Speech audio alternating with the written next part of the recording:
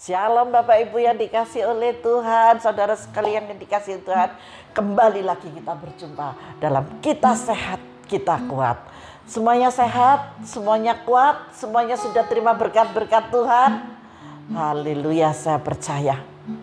Tidak ada yang lemah ya, tidak ada yang khawatir lagi, tidak ada yang stres. Haleluya. Sebelum kita masuk lebih dalam lagi, saya mau mengajak saudara untuk menerima setiap janji Tuhan melalui setiap pujian yang kita naikkan bagi kemuliaan nama Tuhan, dan kita terima janji Tuhan ya dan amin buat kita semuanya. Haleluya. Mari kita angkat pujian ini. Amin.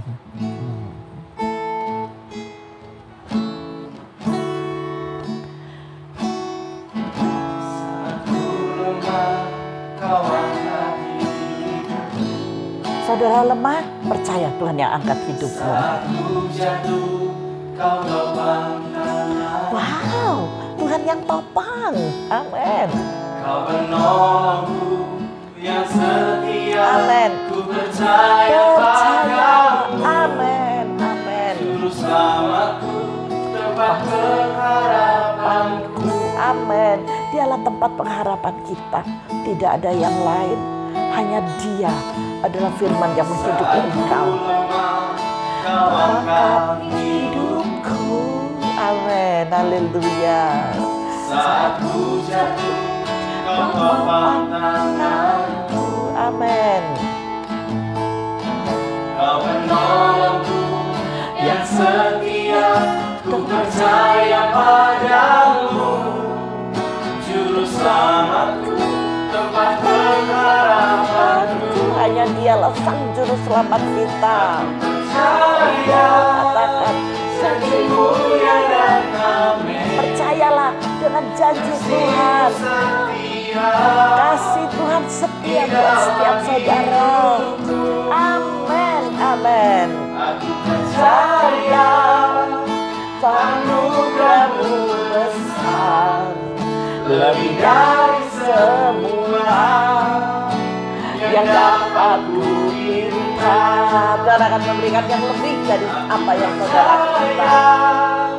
Muliakan Tuhan dengan hatimu, muliakan Dia dengan semangatmu. Jangan loyo, kita harus semangat. Amin. Apapun yang terjadi, kita berusaha bersemangat. Izinkan Roh Kudus menjamah saudara. anugerah-Mu besar, Amin. lebih dari semua Yang dapat ku minta, oh Yesus, lebih dari semua yang dapat ku minta, lebih dari semua.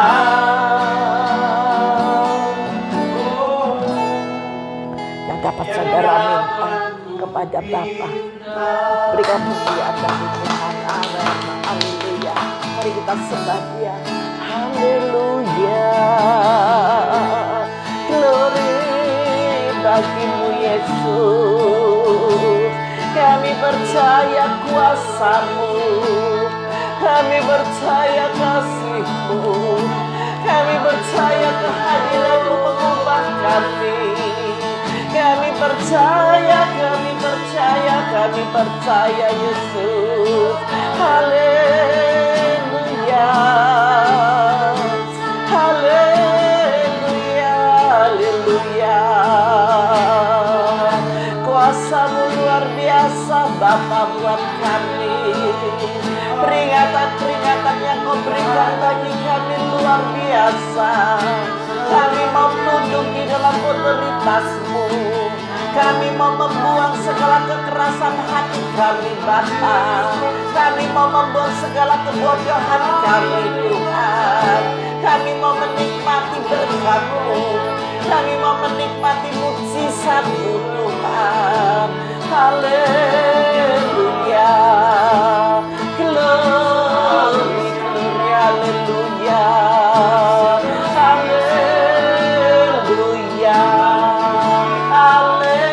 Haleluya. Haleluya. Oh Yesus, Yesus, Engkaulah kekasih jiwa kami. Engkaulah sahabat kami. Engkaulah Bapa yang mengasihi kami tanpa ada batasnya Tuhan. Haleluya. Glory, haleluya.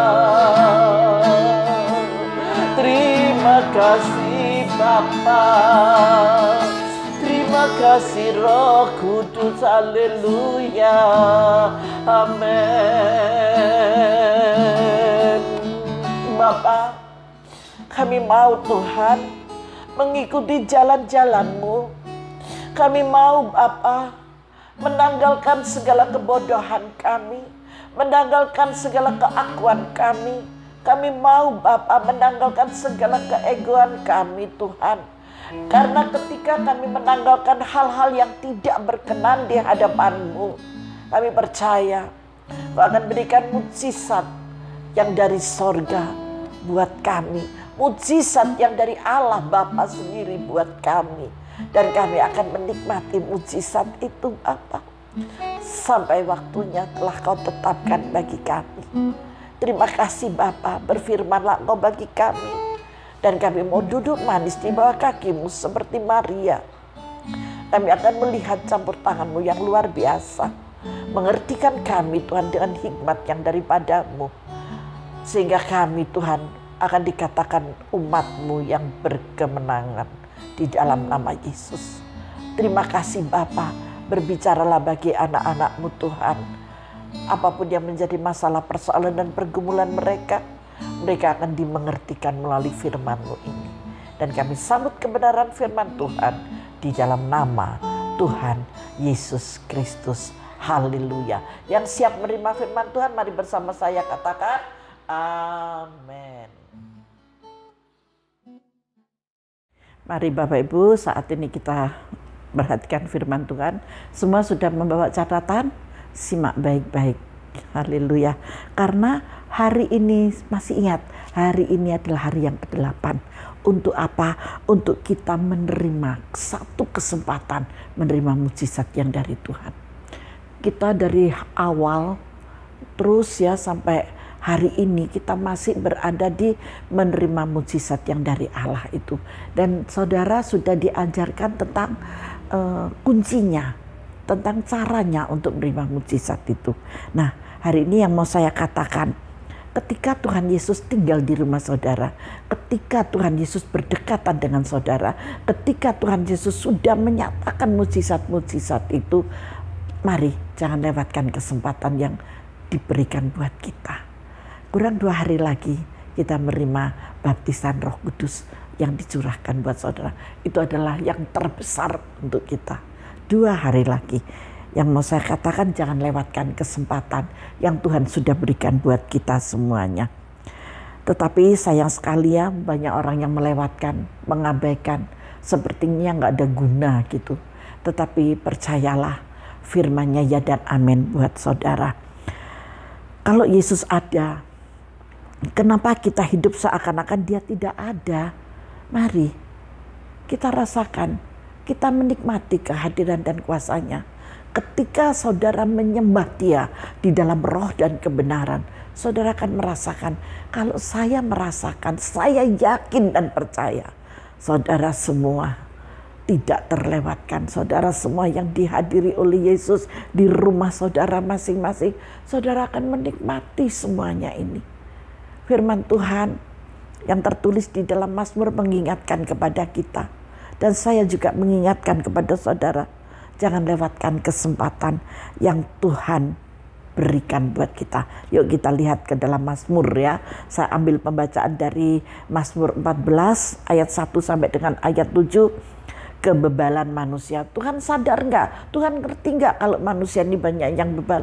Tahu, mengerti. Maka dari itu hari pertama sampai hari yang ke-8, Tuhan terus mengajarkan, memberikan kunci agar saudara bisa membuka gudang berkat itu. Ketika gudang itu tertutup, saudara diberi kunci dan saudara tangkap dengan kunci itu, saudara tahu, oh ini gudang nomor 1, gudang nomor 2, gudang nomor 3, gudang nomor 8, gudang ke-4, 5 sampai ke-8. Hari ini kita diberi kunci gudang yang ke-8 untuk menerima mukjizat yang besar dari Tuhan. Mari kita simak baik-baik, janganlah engkau bebal. Amin. Di ayat 1 kita baca bersama-sama, perhatikan ayat firman Tuhan.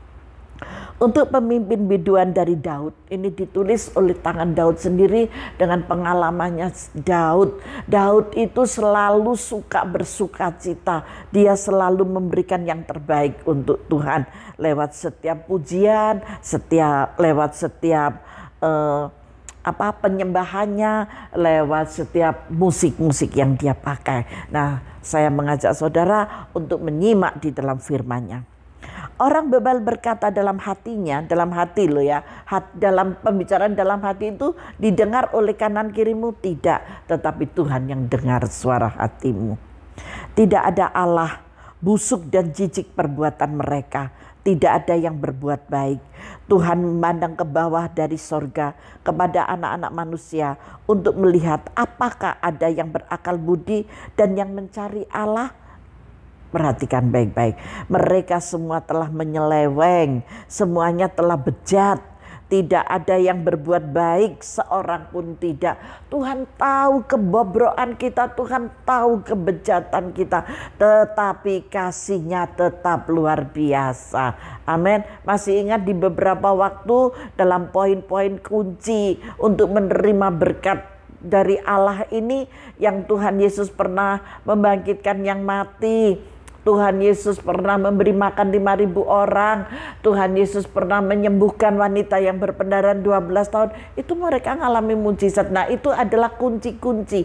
Itu untuk membuka gudang-gudang itu. Gudang kesembuhan, gudang kebangkitan, gudang berkat 5 roti 2 ikan. Itu adalah gudang-gudang yang Tuhan berikan, kunci-kunci gudang yang diberikan kepada saudara. Tuhan tahu semuanya. Di ayat 3 saya ulang, mereka semua telah menyeleweng, semua telah bejat, tidak ada yang berbuat baik, seorang pun tidak. Tidak sadarkah semua orang yang melakukan kejahatan, yang memakan habis umatku seperti memakan roti, dan yang tidak berseru kepada Tuhan? Banyak tipu muslihat iblis. Beberapa waktu yang lalu juga di hari yang keberapa itu ya, juga berbicara tentang berjaga-jagalah, karena di sekeliling kita itu ada iblis yang sedang menipu kita. Tetapi kita jangan sampai tertipu. Nah, ini adalah cara untuk membuka gudang berkat Allah ya. Di ayat yang kelima, di sanalah mereka ditimpa kekejutan yang besar, sebab Allah menyertai angkatan yang benar. Bagaimanapun saudara yang tidak tertipu oleh iblis, jangan depresi, jangan stres, jangan engkau kecewa, jangan engkau takut. Ketika firman mengingatkan yang sedemikian kepada saudara dan saya, kita harus keluar dari stagnan itu. Kita jangan tinggal di dalam zona yang sedemikian ini. Tetapi kita harus keluar dari zona ketakutan, zona kekhawatiran, zona kegentaran, zona kekecewaan, salah faham dengan Tuhan. Karena saudara dan saya orang yang dipilih. Saudara dan saya adalah orang yang berkenan di hadapan Tuhan. Amin. Betapa bahagianya kita yang dipilih dan ditetapkan ini. Allah yang menyertainya. Di ayat yang ke-6, kamu dapat mengolok-olok maksud orang yang tertindas, tetapi Tuhan adalah tempat perlindungannya. Tuhan tempat perlindungan kita. Orang-orang yang tidak ikut-ikut hidup dalam kebejatan, yang tidak ikut di dalam kekecewaan, yang tidak ikut hidup di dalam kemunafikan, tetapi kita terus mencari wajah Tuhan. Setiap saat, setiap waktu kita mencari wajah Tuhan. Saudara bisa mengatakan dan saudara bisa mengingat, ku cari wajah-Mu, temukan kasih-Mu. Kau bukan Tuhan yang jauh dariku. Amin. Tuhan gak pernah jauh dari saudara. Cari wajahnya, engkau pasti akan ketemu dengan Bapa. Karena di ayat 5 dikatakan, di sanalah mereka ditimpa kekejutan yang besar, sebab Allah menyertai angkatan yang benar. Mereka yang di luar saudara, mereka menerima masalah persoalan, tetapi saudara yang dikasihi oleh Tuhan disertai karena saudara dibenarkan oleh Tuhan, bukan dibenarkan oleh manusia. Dibenarkan manusia nggak ada jaminan loh. Tetapi ketika Tuhan membenarkan saudara, ada jaminan yang dahsyat dan luar biasa. Di ayat 7, ya datanglah kiranya dari Sion keselamatan bagi Israel. Kita adalah Israel Allah. Kita Israel yang sudah ditebus dari perbudakan Mesir oleh Tuhan untuk menempati dan menduduki tanah perjanjian itu. Apabila Tuhan memulihkan keadaan umatnya, saudara percaya bahwa saudara ini adalah umat pilihan Tuhan. Saudara adalah umat yang dikasihi dan dicintai Tuhan. Percayalah. Di sini dikatakan apabila Tuhan memulihkan keadaan saudara.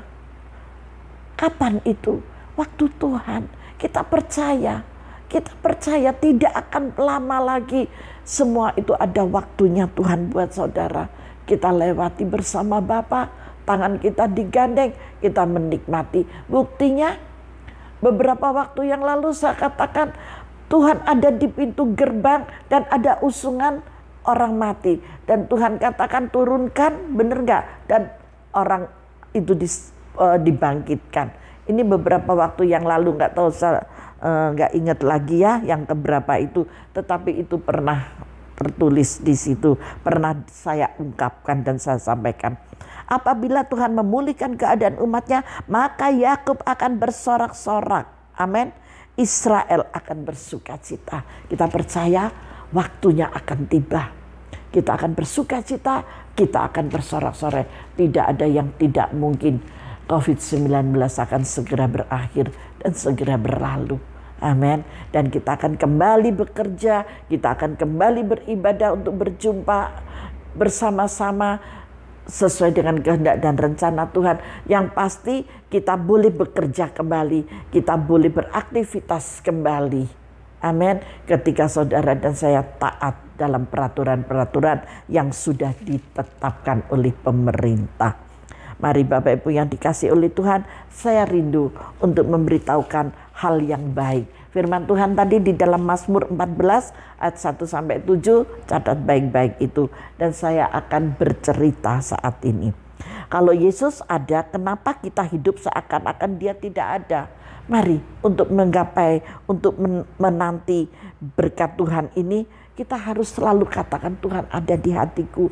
Tuhan yang tidak terlihat, Tuhan yang tidak tertampak, aku percaya. Jadi saudara jangan ragu untuk memuji, menyembah dan memuliakan Tuhan dengan hatimu. Ya, sembahlah Dia di mana? Di dalam roh dan kebenaran, karena Yesus roh adanya. Kalau ada seorang Bapa di surga, kenapa kita hidup seperti anak yatim piatu? Apa maksudnya anak yatim piatu? Gak memperoleh kasih sayang, gak memperoleh pengharapan karena nggak punya bapak, nggak punya ibu, aku harus minta tolong kepada siapa? No, tidak seperti itu. Saudara punya bapak, bapak yang hidup, bapak yang di sorga, bukan yatim piatu. Amin. Kalau ada seorang penyelamat, kenapa kita meninggalkan tanpa keselamatan? Loh, engkau sudah ditebus kok dengan harga yang mahal. Jangan ragu. Bahkan bukan mudah-mudahan lagi, aku percaya keselamatan ada padaku. Kalau ada seorang penyembuh, kenapa tidak meminta dia untuk menyembuhkan? Saudara percaya Tuhan Yesus penyembuh? Amin. Minta, pasti saudara disembuhkan dalam segala hal. Baik fisikmu, baik keadaanmu, baik keuanganmu, Tuhan sanggup untuk menyembuhkannya. Kalau ada Kristus yang mencukupi, kenapa kita mencakar dan menggais seperti ayam? Jangan mengais terus, mematuk-matuk mencari, tetapi kita bersimpuh di bawah kaki Tuhan. Kita meminta, Tuhan pasti akan memberikan buat saudara. Amin. Karena begitu banyak orang mengharapkannya. Iman muncul pada hari malapetaka, tetapi itu hanya terjadi saat orang percaya berhenti untuk percaya. Baru bisa muncul, masa iya, tetapi Tuhan sangat mengasihi saudara. Karena apa? Karena iman mereka hanya bertumbuh pada acara-acara kebaktian atau persekutuan saja. Pada saat-saat seperti ini imannya mulai goyah. Ingat waktu beberapa yang di awal itu ya, yang pertama atau kedua saya lupa. Ketika Petrus, kemarilah. Dan Petrus ragu, dia mulai tenggelam. Tetapi ketika Petrus tidak ragu, dia keluar, jalannya itu jalan aspal, ya nggak ada masalah. Tetapi ketika dia mulai goyah, dia mulai tenggelam. Tolong aku mau tenggelam. Tetapi tangan Yesus pun dengan kasihnya tetap menggapainya. Amin. Nah, di sini yang mau saya katakan, jangan saudara bingung, jangan saudara gubuk. Ada Yesus yang selalu menggapai tanganmu. Untuk itu saya mengatakan kepada Bapak Ibu Saudara sekalian yang mendengarkan sampai hari yang ke-8 ini, saudara tidak usah memakai yang lain, tetapi pakailah iman percayamu kepada Kristus ya. Karena itu apa yang sudah ditulis di dalam firman-Nya, kita harus bisa masuk ke dalam mujizat seperti apa yang dialami oleh Petrus. Petrus telah masuk ke dalam mujizat Allah. Amin. Kalau Allah adalah Allah sumber mujizat, hiduplah dalam iman. Itu yang mau saya katakan, itu yang dikatakan oleh firman Tuhan.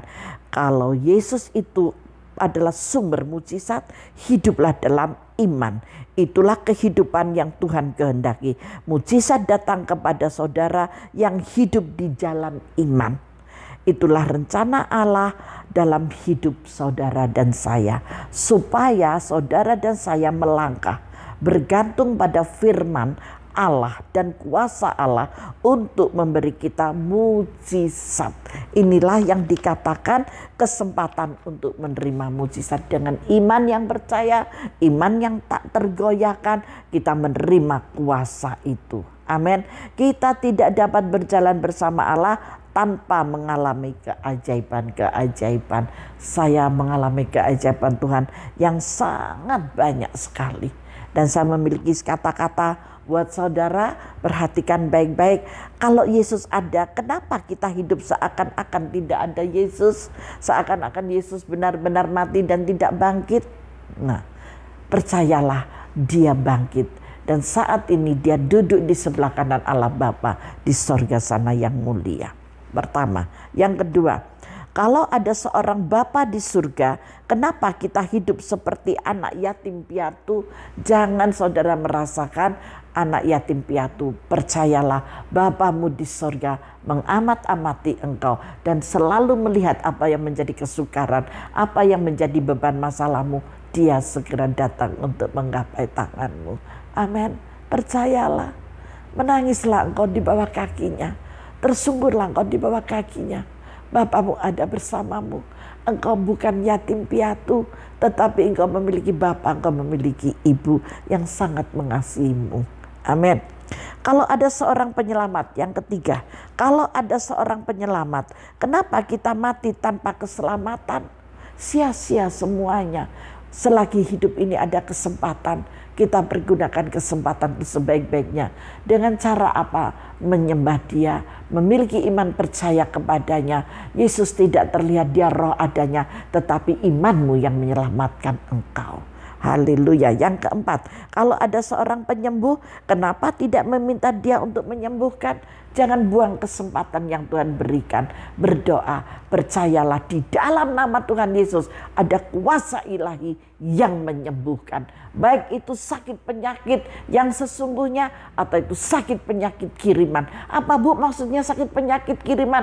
Yang di perdukunan itu Tuhan sanggup untuk melenyapkannya. Tidak ada kuasa yang lebih besar. Tidak ada yang bisa melawan kuasa Sang Pencipta langit dan bumi. Karena dia yang menciptakan saudara dan saya. Sehingga dia yang memiliki seluruh tubuh ini. Sehelai rambut tidak Tuhan izinkan jatuh. Tanpa seizin Tuhan tidak akan bisa terlepas. Itu sehelai rambut loh. Apalagi kehidupan kita. Kalau bukan Tuhan yang menghendaki, tidak akan bisa melakukan sesuatu.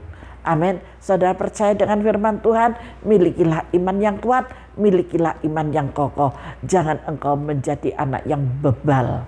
Haleluya. Demikianlah firman Tuhan. Tuhan Yesus memberkati kita semuanya. Mari kita masuk di dalam doa. Bapa, kuduskanlah setiap hati kami, kuduskanlah setiap pikiran kami.